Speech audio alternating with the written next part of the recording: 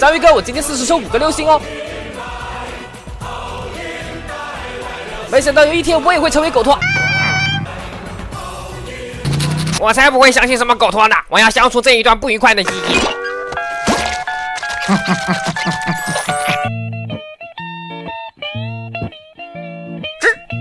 这才是真实的抽卡概率啊！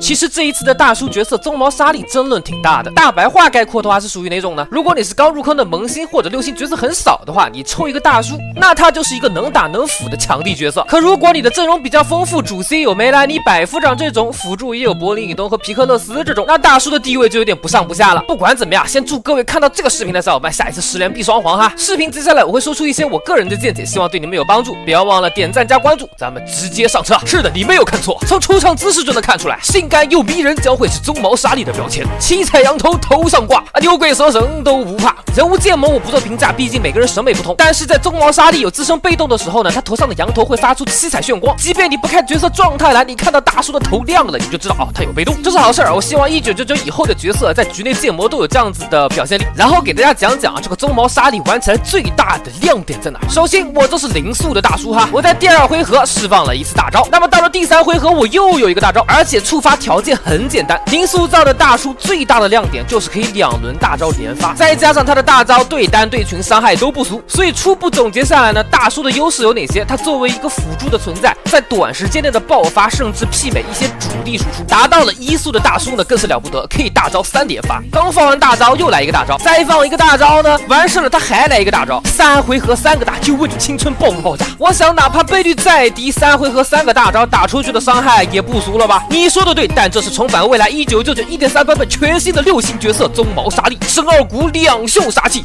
，3尺灵力4方莫敌，5指挥剑6界成绩，7弦4翼8荒当气。别说什么天鹅人了，天皇老子来了也挡不住我3连大呀！什么叫他日我若为亲弟啊？我不管，我现在就要抽鬃毛沙莉。测试的时候我给大叔带的掌声如雷鸣其实没有用哈。如果铁了心打算练鬃毛沙莉的小伙伴，我建议你们先去活动里面把这个活动星象可度量之星干出来。这张星象呢，高度适配的角色有鬃毛沙莉、星 T、魏秀凯等等。没有大娱乐智商的梅兰妮也可以用这张卡，满级跟掌声如雷鸣一样，提供高达16%的暴击率。但是像星 T、魏秀凯、大叔这些本身可以打暴击，但是大招是群体伤害的呢，触发不了那个掌声如雷鸣的第2个被动。可度量之星呢就解决了这个问题，但这张卡有一个缺点，就是它不够通用，所以我建议鬃毛沙莉、星 T、魏秀凯、梅兰妮这4个角色当中，你有2个练的等级很高啊，可以考虑拉一下这张星象。10级共鸣建议像我这样摆，可以提供高达35%的暴击率，还有16%的暴击创伤以及创伤加成。稍后我会再讲几点大叔的缺点啊，在这之前呢，先给抽了大叔的小伙伴讲几个大叔的使用小技巧。3人配对情况下，开局刷卡需要刷2张大叔的攻击卡，2级攻击卡可以给大叔额外提供1层被动啊，这样子可以方便他后续2连大。如果是碾压局的话，大叔可以无脑扔大招卡，但是如果是正常对局的话，建议先给对面上 debuff 啊，再使用大叔的大招卡。毕竟大叔的洞悉1被动对属性削弱状态下的敌人增伤最高能增加24%的伤害，这点也是大叔的缺点之一。如果你想拿大叔当主 C 来玩的话，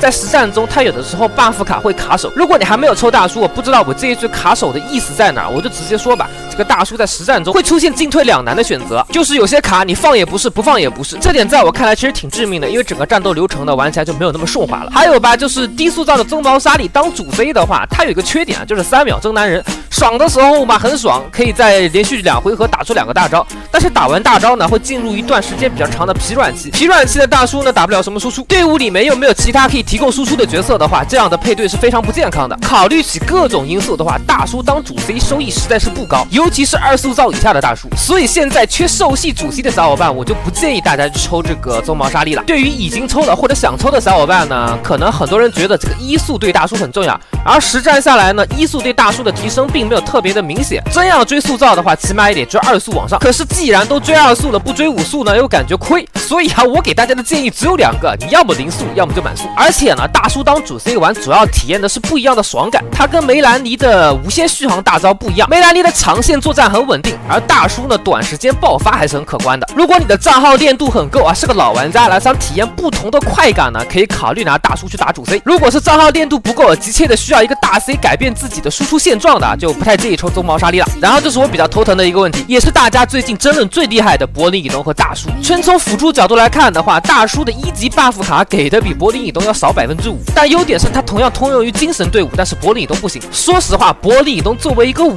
星啊，不管最后得出来的结论是鬃毛强还是柏林以东强，你一张5星卡都拿去跟6星卡比了，我认为柏林以东已经赢鬃毛沙里太多了。大叔这张卡吧，怪让人纠结的。的确啊，大叔的输出能力比柏林以东要高一点，但是高的有限。纯当输出位置的话，在现实队的表现啊，跟柏林以东差不多，也就是持平。但是你一张6星卡跟5星卡持平的话，那未免有点太过于丢人了。其实看我直播的小伙伴知道我很喜欢大叔这个角色啊，我基本上是梭哈了我所有的资源给大叔抽到2速了。我个人很喜欢大叔，但是综合考虑下来，我最后想给到大家的建议呢，还是不抽。综合实力强度的话，我是能给他排到 T1 的。可能最大的用处吧，就是丰富你的阵容玩法。比如梅兰妮我玩腻了，我想试试大叔的3回合3个大招啊，那我这样抽大叔没有毛病。但从实用性和提升角度来讲啊，大叔这张卡相比别的6星啊，提升没那么大。做主 C 的话，有更多暴力的角色可以选择啊。做辅助的话，说实话，柏林以东、英儿兰都可以暂时的顶替大叔。但如果你跟我一样是个大叔控啊，是个XP党，那你无脑抽就完事儿了。说实话，我原以为1999会把大叔做成一张很强的卡，但是目前看起来真的，